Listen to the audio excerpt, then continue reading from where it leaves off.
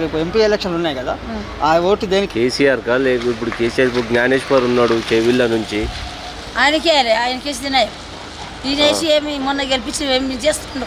Current పోతుంది, అంత పోతుంది, ఆయన ఇంటి ఇస్తున్నాడు పాపం. అది వీడు మురిపించి మూలకేసాడు. పైసలు ఇచ్చి ఉన్నోళ్ళు తినిపోయారు. బస్సులంతా ఫ్రీ ఇస్తా అది ఇస్తా మీకు మహిళకి 2500 నెలకి ఇస్తున్నారు అమ్మా. ఓడిస్తాడు. ఆ కేసీఆర్ ఉన్నప్పుడే మంచిగా ఉండే. అయితే ఇప్పుడు ఓటు బస్సులో కొట్టుకొని చచ్చిపోతారు. బస్సులో కిరాయి పెట్టుకుని పోయి సరే. ఇప్పుడు ఎవరికి ఇస్తున్నారు ఓటు? మరి కేసీఆర్ని గెలిపించాలి, ఈయన పడేయాలి. పాపం కొన్నదులు అత్తది కొన్నదులు అన్నట్ల ఆయన ఇది చెప్పిస్తా ఇండి ఇస్తా అవి ఇస్తా అని చెప్పి ఇది చేసాడు. సరే సరే కేసీఆర్ని గెలిపించాలి, మంచిది. అబద్ధం ఎందుకు? ఆయన అన్ని చేసాడు. ఓసారి లేని వాళ్ళకు ఈ దావకాన్లో సగం పైసలు మాపి మరి అన్ని ప్లేట్లు కట్టిపించి ఇస్తున్నాడు. ఆయన కోడలు కొన్ని దాన్ని నడిపిస్తాం కదా, ఆయన ఎన్ని రోజులు సాగుతుంది. వీడు మురిపించిండని వేస్తే కరెంట్ మాపి పిరి అన్ని చెప్పిండు, అడుగు వస్తుండు. అది చేసి చెప్పిండు కట్టింది కాడ.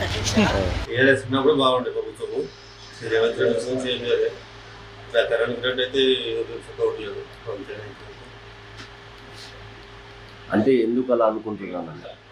టీఆర్ఎస్ గవర్నమెంట్ ఎందుకు బాగుంది అనుకుంటున్నాను? అంటే ఫస్ట్ నుంచి అంత మంచిగా చేసిన రైతు బంధు కానీ మళ్ళీ ముందుకు అంత మంచిగా చేసిన కేసీఆర్ అట్లా. అయితే పక్క ఈసారికి బీఆర్ఎస్కి ఓటు వేయాలనుకుంటున్నాను. కంపల్సరీ. ఓకే ఓకేనా? టీఆర్ఎస్కి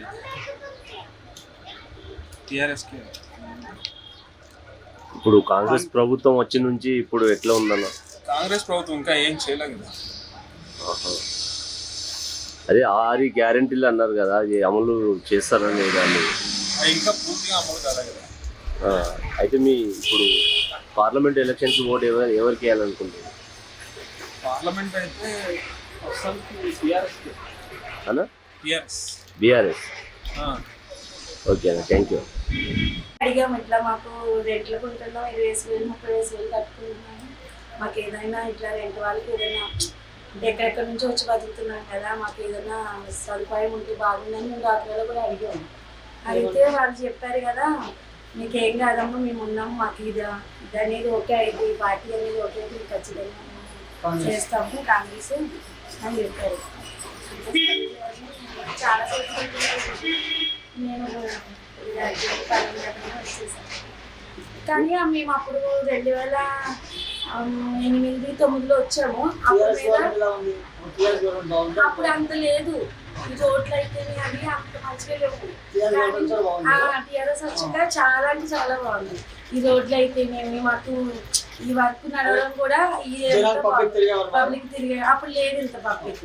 ఇప్పుడు అపార్ట్మెంట్లు గట్రా మంచినీళ్ళు వచ్చినాయి. నీళ్లు మేము అసలు ఈ ఏరియాకి నీళ్ళే ఒకప్పుడు బిందులు పట్టుకొని తిరిగేటాను. కానీ ఇప్పుడు ఎక్కడికి ఒక నీళ్ళు బయటికి వెళ్ళే అవసరమే లేదు.